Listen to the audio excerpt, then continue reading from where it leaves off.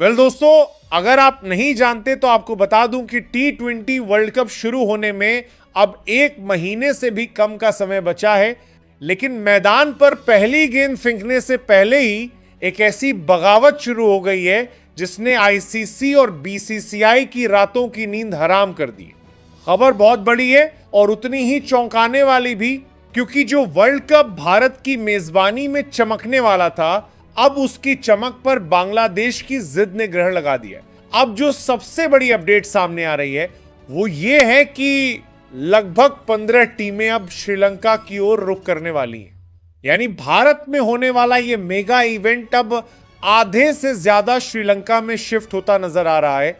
लेकिन इस पूरे विवाद पर आगे बढ़ने से पहले, अगर आप भी टीम इंडिया के बड़े फैन हैं और दिल से चाहते हैं कि इस बार का वर्ल्ड कप हर हाल में भारत ही जीते, तो इस वीडियो को अभी 1 लाइक जरूर करें। साथ ही क्रिकेट की हर छोटी बड़ी और अंदर की खबर सबसे पहले पाने के लिए हमारे चैनल को अभी सब्सक्राइब करके बेल आइकन दबाना बिल्कुल न भूलें।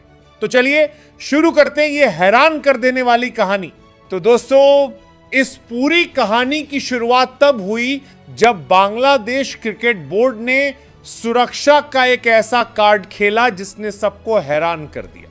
बांग्लादेश का कहना है कि उनके खिलाड़ी भारत में खुद को सुरक्षित महसूस नहीं करेंगे और इसीलिए वे अपने मैच किसी न्यूट्रल वेन्यू पर चाहते हैं।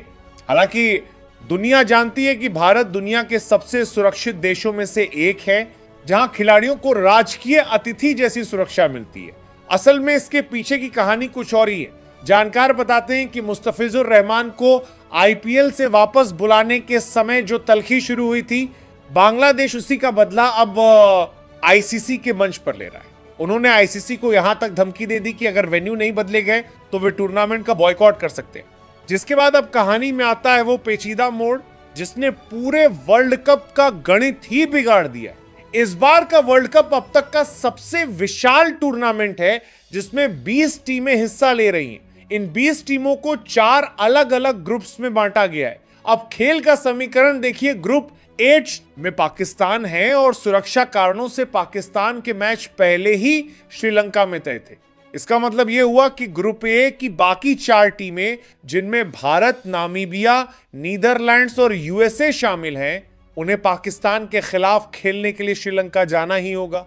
इसी तरह ग्रुप B में श्रीलंका खुद एक को होस्ट है, तो वहां ओमान, आयरलैंड, जिम्बाब्वे और ऑस्ट्रेलिया जैसी टीमें पहले से ही श्रीलंका में डेरा डालने वाली थी। यानी 10 टीमें तो पहले से ही श्रीलंका के मैदानों पर सेट थी। लेकिन असली धमाका तब हुआ जब ग्रुप C में मौजूद बांग्लादेश ने भी श्रीलंका जाने की जिद पकड़ ली। अगर आईसीसी बांग्लादेश की इस मांग को मान लेता है तो ग्रुप C की बाकी टीमें जैसे इटली, नेपाल, वेस्ट इंडीज और इंग्लैंड, इन सबको भी अब श्रीलंका की उड़ान भरनी होगी। यानी देखते ही देखते 20 में से 15 टीमें श्रीलंका पहुंच जाएंगी और भारत के पास मेजबानी के नाम पर सिर्फ चंद मैच ही रह जाएंगे।